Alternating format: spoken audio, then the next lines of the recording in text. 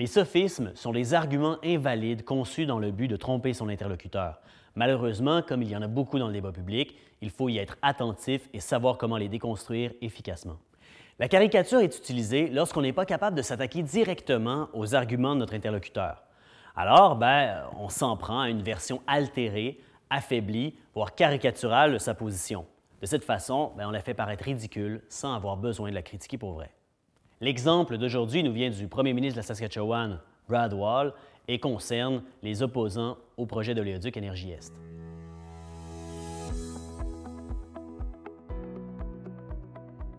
Si vous examinez leur rhétorique, ils n'aiment tout simplement pas le pétrole. Je ne pense pas que ce soit une raison suffisante pour suspendre un oléoduc qui va bénéficier à tout le pays.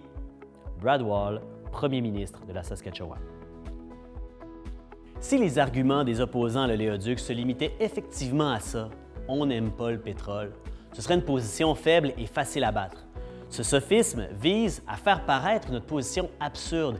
Il sert à donner l'impression que nos arguments ne valent même pas la peine d'être examinés puisqu'ils sont irrationnels. Selon certains, il est hypocrite de s'opposer à Énergie-Est parce qu'on est encore dépendant du pétrole et qu'on en met chaque semaine dans nos voitures. Ces citoyens altèrent notre position en faisant comme si s'opposer à l'oléoduc, c'était s'opposer à l'utilisation immédiate du pétrole. Bon, y a-t-il quelqu'un qui a dit ça quelque part? Si quelqu'un a dit ça quelque part, c'est pas nous.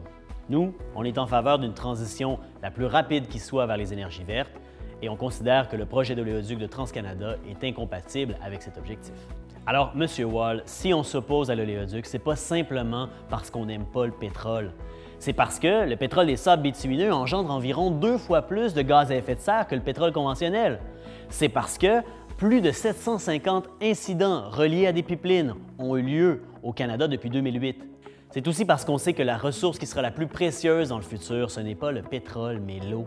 Et on ne veut pas que votre tuyau traverse plus de 250 de nos rivières.